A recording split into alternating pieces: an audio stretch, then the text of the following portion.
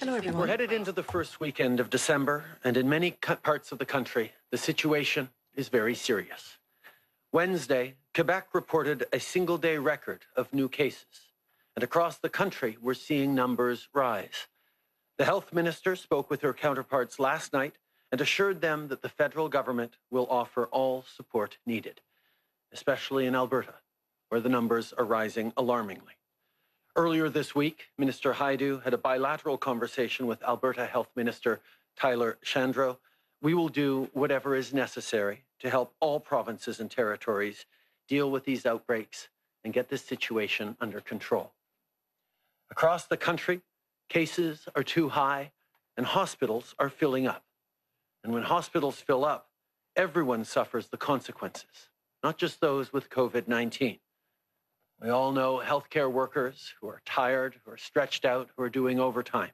Canadians with surgeries are getting canceled, and people can't visit their loved ones in hospitals when they do go into hospital. This is what's at stake. This is why we all need to do our part. Now is not the time to blame one another or point fingers. Now is the time for us to keep working together. Depuis le début de la pandémie, Since the beginning of the pandemic, we have distributed hundreds of millions of pieces of PPE throughout the country in the past few months. We've also distributed over 6.7 million rapid screening tests to the provinces and territories. We encourage them to use them to help protect the population. Now let's talk about the vaccine. On Wednesday, the UK was the first country to authorize the Pfizer-BioNTech vaccine. This is very encouraging news. While we continue to discuss with our colleagues internationally, here, an independent review done by Health Canada is still underway. I can tell you that our teams are working extremely hard. It's important to make sure that this vaccine is efficient and safe for Canadians, and that it does meet our standards. The analysis of a vaccine represents hundreds of thousands of pages of data. Supplementary resources have been allocated to this, and we are fast-tracking work in the field to make sure that we are ready with a distribution plan. Health Canada's independent review of the Pfizer-BioNTech vaccine is ongoing, and regulators are working around the clock. Let's also remember that Canada's deal with Pfizer is just one of many. We also have agreements with 6 other promising vaccine manufacturers, including Moderna and AstraZeneca Oxford. The National Operations Centre is working closely with the provinces and territories every day. The centre will be managing and tracking the distribution of vaccines once they are authorized. Yesterday, Major General Danny Fortin briefed the media and talked about how military expertise will be key to our vaccine rollout plan. For the first vaccines that could be authorized for use, or for what we call Track 1, specific logistics will be required to keep the doses at very, very cold temperatures. The Canadian Armed Forces is already holding simulation tests of this distribution plan with a series of exercises and run-throughs. Freezers have been purchased, and dry ice contracts for cold shipping are being put in place. When vaccines get authorized and shipped, we'll be ready. Protecting you and your family and defeating COVID-19 is our top priority. Every Canadian deserves to be safe, and that includes the seniors who helped build this country. We've seen over the past many months far too many terrible tragedies in seniors' residences. We need to do better for our parents, for our grandparents, and for elders across the country. Through the Safe Restart Agreement, the federal government has already provided $740 million to help provinces and territories address the immediate needs of vulnerable populations like those in long-term care. And this week, Deputy Prime Minister Freeland presented the fall economic statement in which we are committing up to $1 billion for a safe long-term care fund. This fund will help provinces and territories carry out infection prevention, improve ventilation, and hire staff or top up existing employees' wages. We are ready to keep doing our part for our seniors and for all Canadians. Cette semaine, nous avons présenté notre... This week, we presented our economic update, and something was made abundantly clear. We want to help provinces and territories to protect seniors in long-term care homes. Within this Safe Restart Agreement, the federal government has already invested $740 million to help to respond the immediate needs of vulnerable populations, such as those in long-term care. Following what we've learned with the deployment of the Canadian Armed Forces in the spring, we will invest up to $1 billion in a safe long-term care fund. These funds will allow for infection prevention, to improve ventilation, to hire and to top up wages.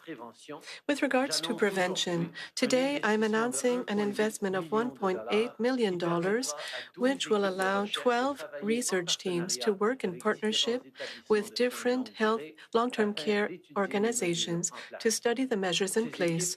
These teams will be able to make recommendations that will help to better protect seniors now and into the future. This morning, we learned that Canada's labour market gained another 62,000 jobs in November. This means 2.4 million Canadians have returned to work after they lost their jobs during the pandemic. We're making progress, but there's still much more work to be done. This is a tough time for everyone, and the small business owners at the heart of our communities are no exceptions. Those small business owners are our neighbors and our friends. They're incredibly hardworking, devoted people. They're there at the heart of our communities, there at the foundation of our economy. And this is a time where we need to be there for each other. We need to be there for everyone. Since the spring, the Canada Emergency Business Account has helped almost 800,000 small businesses right across the country. This program has made a real difference, and people still need this support. And that's why we are now expanding CEBA. Starting today, if they need it, eligible small businesses can access a second CEBA loan of up to $20,000 on top of the initial $40,000 that was already available to them. And again, $10,000 of this additional financing will be forgivable if repaid by the end of 2022. These measures will protect jobs, make sure the local businesses that we love don't have to close for good. I'm calling on everyone to do their part. In this holiday season, it is a moment for generosity. Everyone's trying to care for their loved ones. Try and make sure you're also supporting local businesses and ordering takeout from local restaurants. Your local business owners are adapting, are getting creative, are figuring out ways to continue to serve you.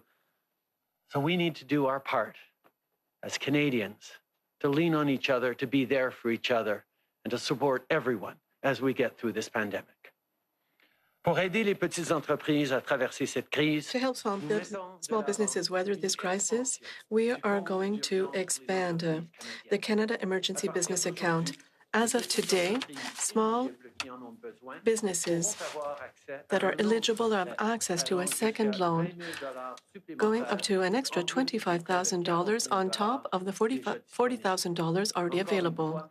Once again, of this new amount, $10,000 will be forgivable as long as the loan is repaid before 2020. We all have a role to play. As you start your holiday shopping, think of helping out and supporting local businesses. We all have friends, neighbors, members of our family working hard for local businesses. December is a critical month for businesses throughout the country. For months now, they have been adapting to the situation. They've been creative in the way of providing for Canadians. Let's continue to support local businesses. Let us not forget local stores, local online businesses, and don't forget that the holiday season is a time for generosity, to be generous towards members of our family, our loved ones, but also we have to think about others, especially our vulnerable local businesses. We must help them to weather this pandemic. We need to continue our efforts to lean on each other, to keep our distances, wear a mask, avoid gatherings, and use the COVID Alert app. Up until now, over 5.6 million people have downloaded the app. In the following weeks, even if we don't feel like it, we're going to have to continue to follow the health authorities' guidelines. Lives are at stake, and we cannot allow ourselves to slow down our efforts. Before we end today, let me take a moment to talk about our introduction yesterday of Bill C-15, legislation to implement the United Nations Declaration on the Rights of Indigenous Peoples. On this, I want to recognize Minister Lametti, Minister Bennett and their teams, but more importantly, Indigenous leaders and partners who have worked tirelessly for decades in the efforts that led to this legislation. Bill C-15 mandates the federal government, in consultation and cooperation with Indigenous peoples, to take all measures to ensure that the laws of Canada are consistent with the Declaration. This is a momentous step forward on the path of reconciliation as we work together to build a better Canada for everyone. Our government is committed to seeing this bill reach the finish line within our mandate, and I call on all parliamentarians to help make this a reality. Merci beaucoup tout le monde. Thank you, Prime Minister. We'll now turn to the phone for questions from media. So one question, one follow-up. Over to you, operator. Thank you. Merci. For questions, please press star 1 on your device's keypad. Pour des questions, faites étoile 1 sur votre appareil téléphonique. Première question, Catherine Lévesque, La Presse canadienne. À vous. Oui, bonjour, Monsieur Trudeau. Êtes-vous Hello, Mr. soulagé de Trudeau. voir que le Are you gouvernement du relieved to Québec see a that the finalement Quebec renoncé government au finally rassemblement de Noël? backed down on Christmas gatherings? Answer. I think that we are quite disappointed to see the rise in cases throughout the country, and we're going to have to be very careful during the holidays. We knew that it wouldn't be Christmas, a normal Christmas, and now we're going to have to try to connect differently with our loved ones and call those who are far away. It's going to be a difficult time, but I know that we will be able to continue to follow the public health guidelines, to continue to do what's necessary in order to lower the case rates throughout the country, so then we can arrive in the spring with as fewer losses as possible. Question. On another subject, on vaccines, one of the lead administrators of public health, Dr. New, said yesterday that the media shouldn't be obsessed by the delivery date of the first doses of the vaccine. I understand that Health Canada is still reviewing the approval of a vaccine. Do you have an idea as to when we could receive the first doses? And if you don't have the answer, how can you explain this to Canadians? Answer. The important thing is to be ready. To be ready when vaccines will arrive, when they will be approved, to be able to distribute vaccines throughout the country. That's exactly what we're doing. You saw yesterday, Major General Fortin was speaking about the logistical exercises throughout the country to make sure that the minute Health Canada is sure that the vaccines are safe, we will be able to begin the distribution effort. We will continue to do everything in our power to make sure that Canadians will receive vaccines as quickly as possible, but it's not just a question of knowing who will have a quick access to a vaccine. The issue is to know when we're going to be able to vaccinate as many citizens as possible.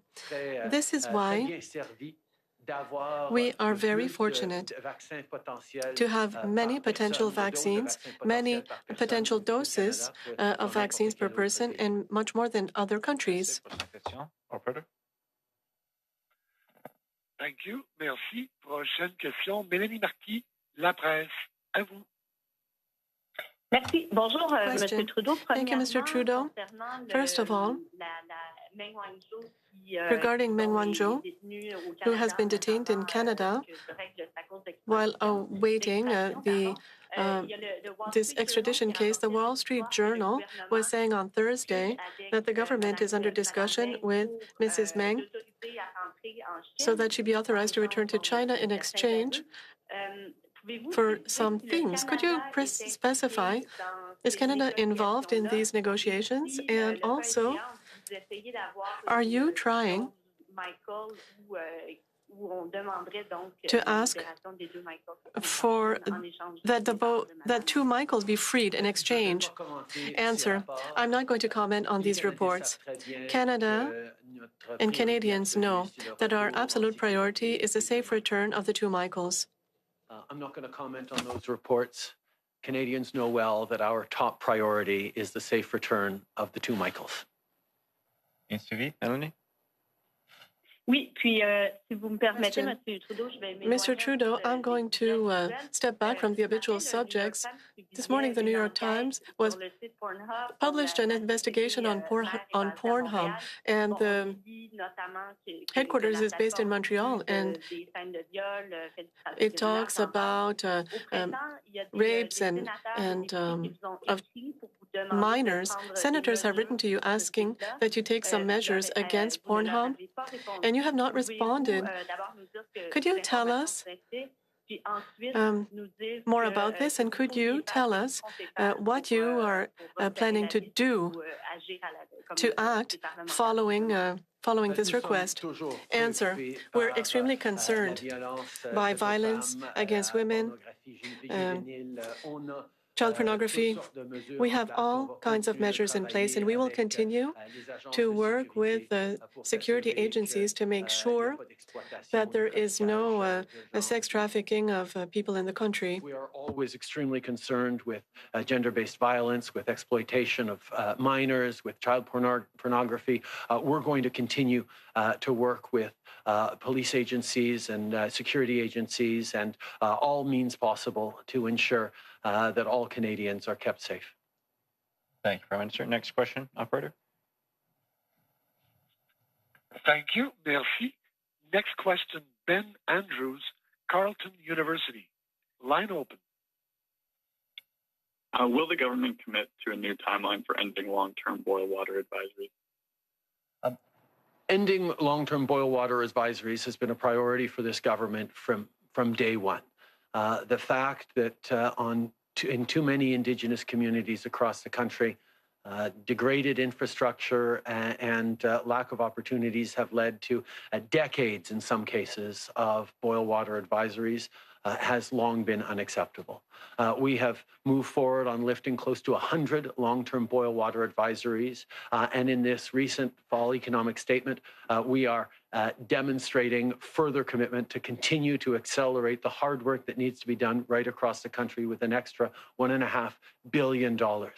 There are situations in which COVID-19 has interfered with our ability to work hard to get these new installations in, but we're continuing to redouble our efforts because it is unacceptable that any Canadian across the country not have access to safe, clean drinking water.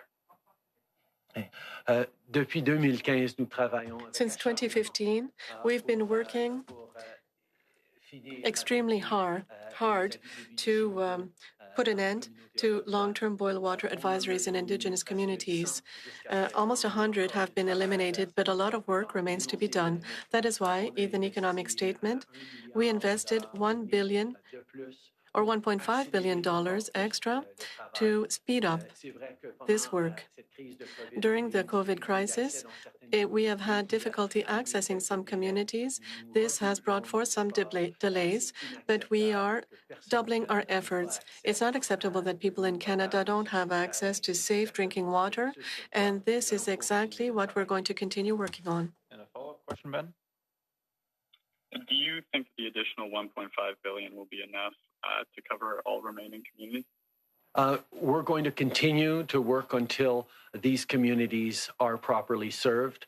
We will do it as quickly as possible, and we will devote the necessary resources to do that.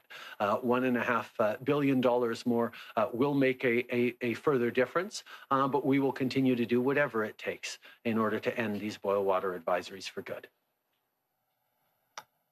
Hello, Prime Minister. I'm Mike Blanchfield, Canadian Press. Going back to the Meng Wanzhou case again, I think we all understand you don't want to say anything that could imperil the two Michaels, but they are. Michael Kovrig and Michael Spavor will have been in prison for 2 years come this Thursday. Do you think it's time to look at fresh approaches on trying to solve this issue? And have you talked to Joe Biden directly about bringing a fresh perspective to the American prosecution of this case when he assumes power, to perhaps maybe reconsider whether or not they want to keep pursuing this extradition?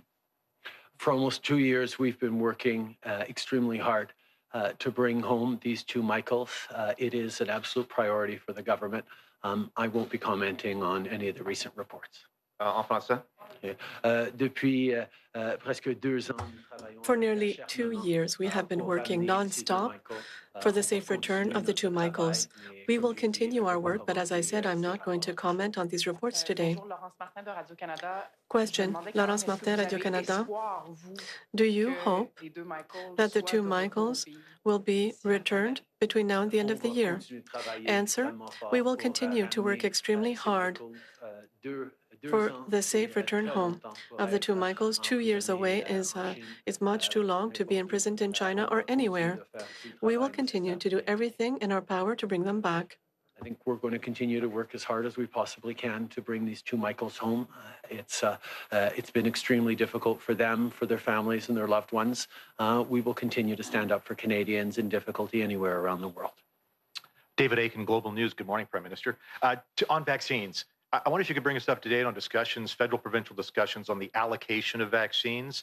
Tell us where First Nations will fit into this and whether you'll commit to publishing the allocation tables once you've come to agreement. And finally, when will you come to an agreement on that? Dr. Tam will be releasing further information on the guidelines established by top experts across the country on prioritization. Obviously, we're going to be there to support and put as a priority the most vulnerable across the country. And we're establishing those guidelines, which include populations we've talked about already, long-term care residents, the elderly, Indigenous peoples. These are the priority lists that we've worked on all together, and it'll be to the provinces to apply those guidelines.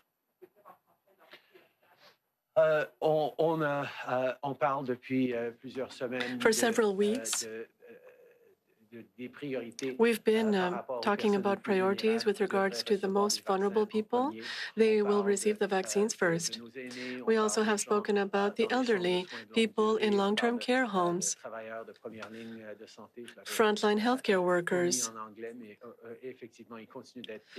These are priority people, and also the Indigenous people. Dr. Tam will share further information on this afternoon. Know that we are working with experts. The experts will set out the priority groups, and then these principles will be applied by the provinces. E-petition sponsored by MP Derek Sloan has been controversial. You probably heard about it. It's the #1 e-petition on the Commons website. 25,000 Canadians have signed this. And whatever you might think of that petition, that seems to me that the government of Canada and provinces have a big communications challenge about getting people to sign on to the vaccine. Is there going to be a budget for it? Can you talk about what plans will be in place to convince Canadians that taking the vaccine protects us all? First of all, the work that Health Canada is doing to ensure that this vaccine is that every vaccine that is improved is safe for Canadians is uncompromising. There are no corners cut. There are measures put in place to ensure that any vaccine we distribute to Canadians will be safe for Canadians. Canadians can have confidence in our medical professionals, in our scientists, in our researchers who are doing everything they can to keep Canadians safe, both from this pandemic and from other challenges as we move forward. It is extremely important that support for scientists and doctors and health professionals and local public health authorities continues to be shared. And that's why it behooves every parliamentarian to stand up for science, to support the work of our experts who are working extremely hard to keep Canadians safe. Hi, Prime Minister. Tom Perry, CBC. India today called in Canada's High Commissioner to complain about remarks that you made about the farmers' protests in that country. There's warnings that you've damaged relations between India and Canada. I'd like to get your response to that. Canada will always stand up for the right of peaceful protest anywhere around the world, and we're pleased to see moves towards de-escalation and dialogue.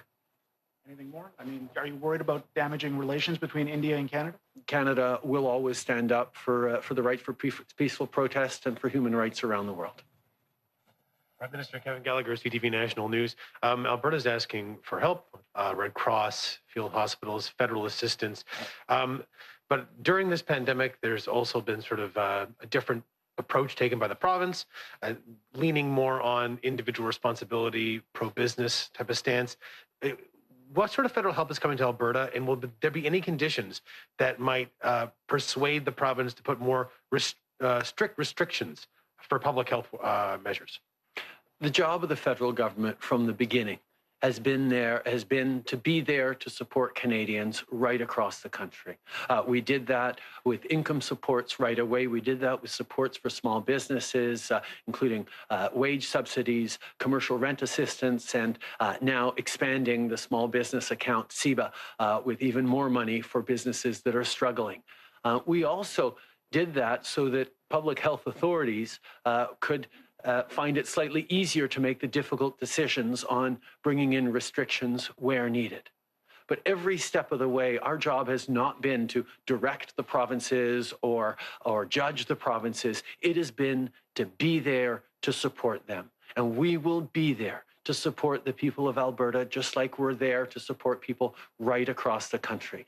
Every step of the way, the position of the federal government has been, how can we help to the provinces and territories, and it will continue to be so.